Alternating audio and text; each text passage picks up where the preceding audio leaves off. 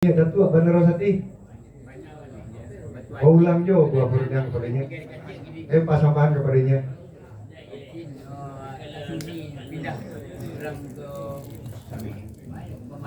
Apalah nang menjadi buah pasambahan dia mau kepadanya. Maka di hari nancako di perbiang itu cik jo dua jo tiga. Balaiannya lah pulau, bajalannya lah bate. Alah tampak pasar bau ke malam. Jadi tak bate sampai berhenti.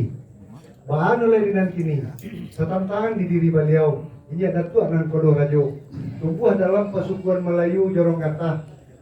ini mama dalam nagari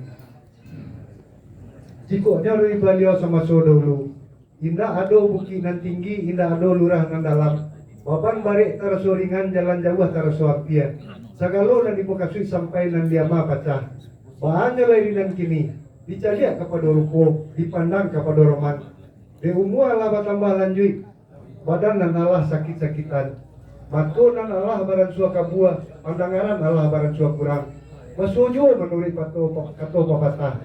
buki dan Allah taraso tinggi durah dan Allah taraso daram barik nak berkisah kena ringan jauh nak berkisah kena nampia anak rajo asal barasa anak putih ganti baganti kadang biasa berkisah cadia biasa baganti jikoknya di beliau ini ada tuan nan kodoh rajo gugua dari tampua lari dari tangkai gugua dari muli beliau bare indak tapi kuat ringan indak tajinjang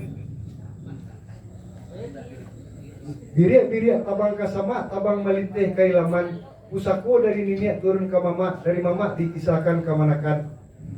pihak di mama dan nanjo ke manakan dicari banan nan saukuran saratu paham nan sapai bayo iyo jo adi batido tido jo kako lako orang sumando masuk banyu mando masuk barisan nambah ibu 100 anak tua pangkat tua kabe hari di pangulu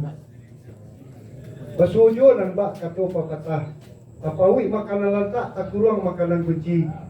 ala bapakai manuri adai kalau bajalan banan tua dinalurui usah menyimpang bapakai ragi nanta kambang di ragi nanta kambang adai satimbang jo nagari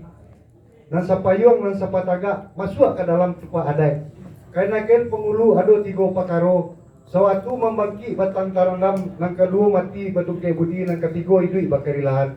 baade hari nan sari kini diolah diidui nang bakarilahan batang tarantang nang batiti cupa tataga nang baisi limbago talatak nang batuang adai badiri nang bapakai